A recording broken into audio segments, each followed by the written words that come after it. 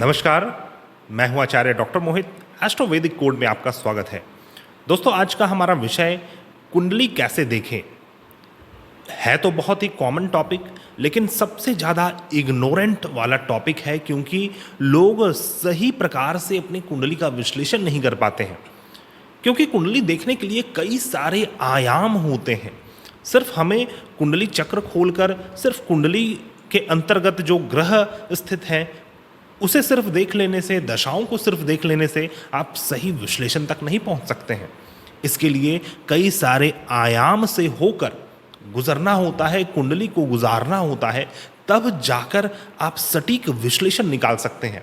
इस वीडियो में हम जिस भी विषयों के ऊपर बात करेंगे उसके ऊपर बहुत ही विस्तार से हम अपने चैनल में सीरीज के माध्यम से वीडियोस लेकर आएंगे।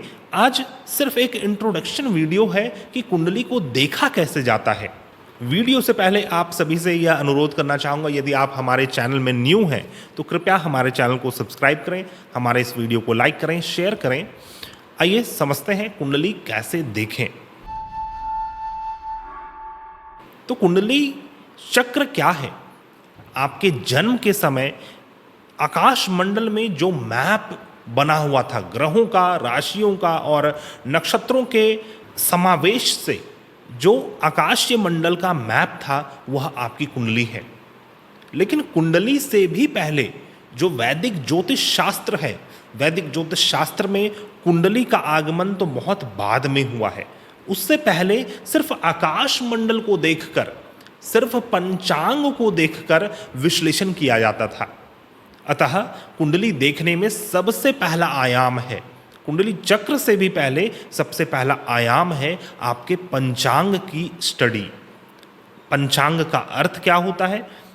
पंचांग का अर्थ है 5 अंग वाला, इसीलिए इसका नाम पंचांग है, जिसमें जन्मकालीन योग, जन्मकालीन करण, जन्मकालीन नक्षत्र, जन्मकालीन वार और जन्मकालीन तिथि होती है। इन सभी 5 अंगों का बहुत ही विशेष रहस्य आपके जीवन से जुड़ा रहता है। जिस भी प्रकार के पंचांग में आपका जन्म हुआ है उस प्रकार का जीवन आपका पूरे लाइफ टाइम आपको फॉलो करेगा। इसलिए पंचांग की शुद्धि सबसे मोस्ट इंपॉर्टेंट है। अब पंचांग में जो योग और करण है, यदि इसमें अशुद्धि हो जाए तो जातक की कुंडली में कितने बड़े बड़े योग रहने के बाद भी जातक को जीवन में शांति नहीं मिलती है। दाम्पत्य जीवन को लेकर कुछ ऐसे योग हैं जैसे ब्रह्म योग, वैघृति योग, इस प्रकार के कुछ योग हैं जो आपकी कुंडली में अगर दाम्पत्य जीवन से रिलेटेड बहुत ही अच्छे योग बने हैं, उसके बाद भी अगर इस प्रकार के योगों में आपका जन्म हो गया है तो फिर आपको शांति नहीं मिल सकती है। उसी प्रकार कुछ करण है जैसे विष्टिकरण, यह एक भद्राकरण माना गया है। तो इस प्रकार से आपको अपने पंचांग की शुद्धि करनी होती है। इस पूरे पंचांग के ऊपर एक वीडियो सीरीज मैं लेकर आने वाला हूं इस चैनल में, जिसमें हम योगों के ऊपर विस्तार से बात करेंगे, करण के ऊपर विस्तार से बात करेंगे, कौन से ऐसे नक्षत्र हैं जिसमें किसी जातक का जन्म होता है तो गंडमूल का दोष लगता है। उसी प्रकार से किस वार में जन्म से उसका क्या फल है। कुछ तिथियां ऐसी होती हैं जिसमें यदि जातक का जन्म हो जाए तो वह एक अशुभ तिथि माना जाता है और वो लाइफ टाइम जातक को परेशान करता है। तो सबसे पहले हमें पंचांग की शुद्धि करनी है, उसके बाद आपके कुंडली चक्र को देखना है। कुंडली चक्र में भी सबसे पहला देखा जाता है लग्न गंडांत को। जैसे कि आपका नक्षत्र गंडांत है वैसे ही तिथि गंडांत होता है। नक्षत्र और तिथि आपके पंचांग से देखा जाएगा और लग्न गंडांत को आपके लग्न कुंडली से देखा जाता है। इसके लिए टाइम बिल्कुल सही होना, एक्यूरेट होना बहुत ज़्यादा ज़रूरी है। और लग्न गंडांत क्या है? कुछ ऐसे राशियां हैं जैसे कि कर्क राशि और सिंह राशि। कर्क राशि एक जल तत्व की राशि है, सिंह राशि एक अग्नि तत्व की राशि है। दोनों के तत्व में विरोधाभास है, जल और अग्नि में।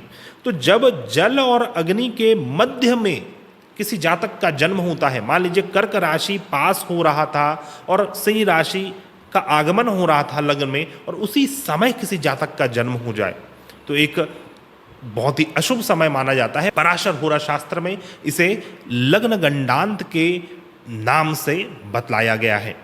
तो हमें सबसे पहले लग्न गंडांत देखना है, उसके बाद हमें फिर अब आगे बढ़ना है कि किस राशि का हमारा लग्न है, चंद्रमा हमारे किस राशि में स्थित है। अब हमें यह देखना है कि कौन से ग्रह किसके राशि में विराजमान है।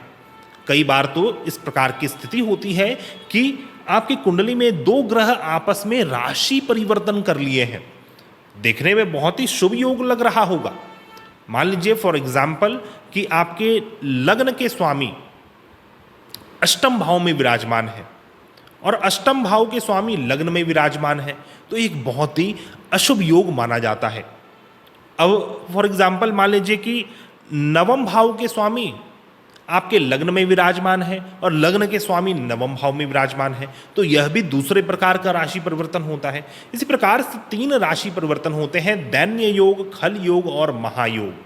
तो इस राशि परिवर्तन को देखना सबसे ज़्यादा ज़रूरी है, क्योंकि यह इस प्रकार के कुछ छिपे हुए योग होते हैं जो जातक को लाइफ टाइम परेशान करते हैं। इसके लिए दशा देखने की आवश्यकता नहीं है। अब हमें कुंडली में यह देखना है कि किस किस ग्रहों की युति आपकी कुंडली में बन रही है, कि किस ग्रह के ऊपर किस ग्रह की दृष्टि पड़ती है।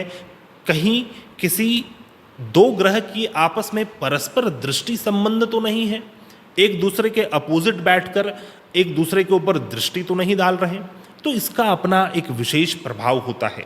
यदि केंद्र भाव में शुभ ग्रह बैठे हैं तो शास्त्रों का यह मत है कि यह एक शुभ परिणाम देने वाला योग नहीं होता।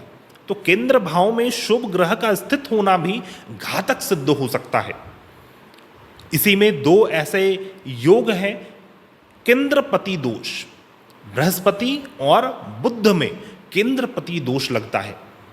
तो वो कब लगता है? पराशर ऋषि ने कुछ ऐसे ऋण के विषय में डिस्कस किया है अपने पराशर होरा शास्त्र में, जिसे देखना अति आवश्यक है, क्योंकि यह जो जन्म कुंडली है यह हमारे पूर्व जीवन के कर्मों का ही लेखा जोखा होता है, उसी को परिलक्षित करता है। तो पूर्व जीवन से हम किस प्रकार के कर्म लेकर आ रहे हैं वो हमारे कुंडली में ऋण के रूप में प्रदर्शित होता है। ऋण कई प्रकार के बतलाए गए हैं, मातृ ऋण, पितृ ऋण, सर्प का ऋण, पूर्व जीवन के पत्नी का ऋण, मामा का ऋण, इस प्रकार के कई सारे ऋण होते हैं। प्रकृति का ऋण, गुरु का ऋण। तो इस प्रकार के ऋण को चेक करना बहुत ज़्यादा ज़रूरी है कुंडली में। यदि आपने कुंडली का विश्लेषण करवा लिया, आप बहुत ज़्यादा प्रसन्न हैं कि हाँ मेरी कुंडली में तो इस प्रकार के राजयोग हैं, मेरे तो इस प्रकार की दशाएं चल रही हैं, फिर भी आपको उस दशा में भी यह ऋण आपको ऊपर नहीं उठने देता, क्योंकि इस एक प्रकार का लोन आपके ऊपर चढ़ा हुआ है। और जब तक आप अपने लोन को क्लियर नहीं कर देते, आप अपने लाइफ में प्रोस्पेरिटी को प्राप्त नहीं कर सकते हैं।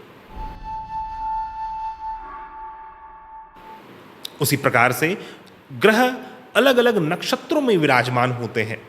नक्षत्र बहुत ही गहन विषय है। एक नक्षत्र कुल 13.5 डिग्री का होता है।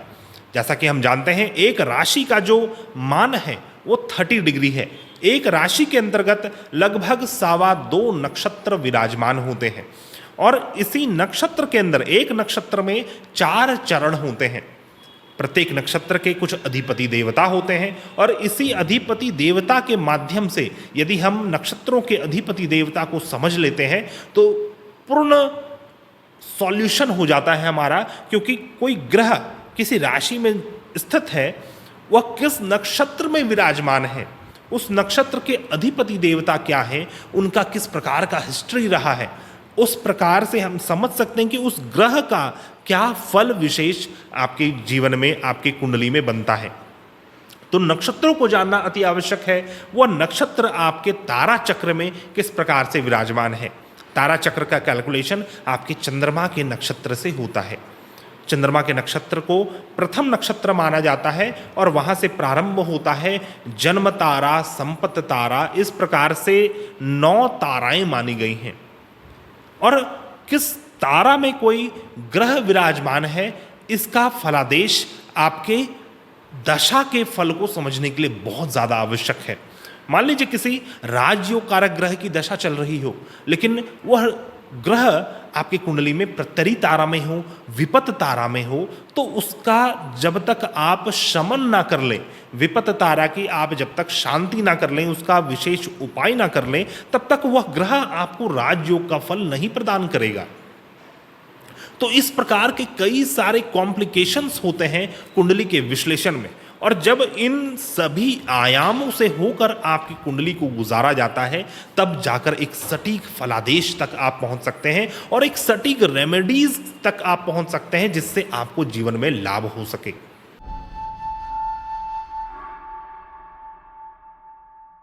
कई लोग रेमेडीज करने में, कुछ दान करने में, कुछ रत्नों को धारण करने में बहुत ज्यादा संकुचित होते हैं और गलत प्रकार से करते हैं। तो इस चीज का निर्णय कैसे हो सकता है?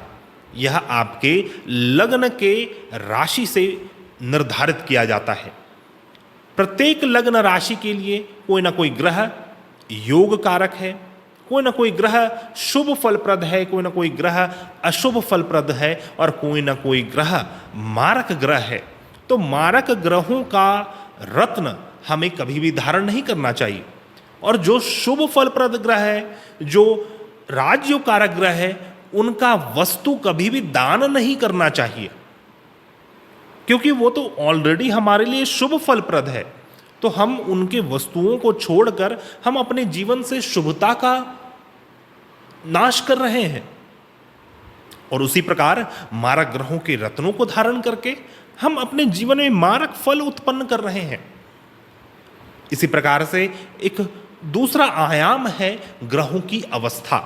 आपकी कुंडली में ग्रह किस अवस्था में है? ग्रहों की 5 अवस्था, बाल्य आदि 5 अवस्थाएं मानी गई हैं, उसी प्रकार मुदित आदि 5 अवस्थाएं मानी गई हैं। तो इस प्रकार से ग्रहों की अवस्था का बहुत ही गहन फल है आपके जीवन में। कई बार मैंने यह देखा है कि कुंडली में बहुत बड़े राजयोग का निर्माण हो रहा है, कुंडली में कुछ 3-4 पंच महापुरुष राजयोग का निर्माण हो रहा है। बृहस्पति अपने उच्च की राशि में केंद्र में विराजमान है, साथ में शुक्र ग्रह विराजमान है, बुध से कुछ योग बन रहा है। इस प्रकार से बड़े बड़े पंच महापुरुष राजयोग का निर्माण कुंडली में हो रहा है, लेकिन फिर भी जातक की दरिद्रता भरी स्थिति है जीवन में। ना ही जातक कभी धन कमा पाया, ना ही कभी परिवार बना पाया, ना ही कभी समाज में पद प्रतिष्ठा यश कीर्ति बना पाया। उसका रीजन है जो ग्रह राजयोग कारक है, जो ग्रह से राजयोग का निर्माण हो रहा है, वही ग्रह आपकी कुंडली में मृत अवस्था में है, मृत्यु को प्राप्त हो चुके हैं, या फिर वृद्ध अवस्था में है। कई बार तो यह देखा गया है कि ग्रह अपना 3 गुना कम फल आपको प्रदान कर रहे हैं। बहुत बड़ा राजयोग का निर्माण हो रहा है, और जितना आपको उसका शुभ फल मिलना चाहिए, उसका सिर्फ 3 गुना कम फल मिल रहा है, 1/3 फल उसका मिल रहा है। उसका रीजन है कि जब ग्रह अपने बाल्य अवस्था में बैठ जाते हैं तो जातक को 3 गुना कम फल प्रदान करते हैं। यदि कुमार अवस्था में बैठते हैं तो 2 गुना कम फल प्रदान करते हैं, और ग्रह अपने युवा अवस्था में पूर्ण फल प्रदान करते हैं। तो इस प्रकार से यह जो अवस्था है, ग्रहों की अवस्था, यह भी बहुत ज्यादा महत्वपूर्ण है।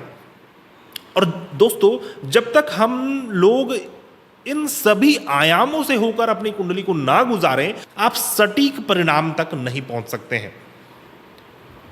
इसीलिए बहुत ज्यादा जरूरी है जन्म कुंडली का विश्लेषण एक सीरियस फॉर्म में होना चाहिए, बहुत ही ज्यादा गंभीरता से, बहुत ज्यादा रिस्पॉन्सिबिलिटीज के साथ होना चाहिए, क्योंकि किसी जातक के पूर्ण जीवन का आप विश्लेषण करने जा रहे हैं। आपके प्रेरणा से, आपके सुझाव से कोई जातक अपने जीवन में आगे बढ़ेगा या फिर पीछे होगा। तो इसे खेल ना समझें, पूर्ण ज्ञान रखने के बाद पूर्ण धैर्यता के साथ अपने इष्ट, अपने गुरु का स्मरण करने के साथ आपको किसी का भी कुंडली का विश्लेषण करना चाहिए। तो दोस्तों, यदि आप अपने कुंडली का या फिर अपने स्वजनों की कुंडली का पूर्ण विश्लेषण करना सीखना चाहते हैं, तो आप हमारे इस चैनल से जुड़ें, आप हमारे साथ इस वैदिक यात्रा में जुड़ जाएं। हमारे चैनल को सब्सक्राइब करें। आशा करता हूं आपको वीडियो पसंद आया होगा। यदि आप अपने कुंडली का भी विश्लेषण करवाना चाहते हैं तो आप हमारे से कांटेक्ट कर सकते हैं। आप अपने date of birth, time of birth और प्लेस ऑफ बर्थ को अपने नाम के साथ हमें कमेंट कीजिए। कुछ सेलेक्टेड पर्सन के कुंडली को लेकर आप सभी के सामने मैं साझा करूंगा। मिलते हैं नई वीडियो में, तब तक के लिए धन्यवाद। राधे राधे।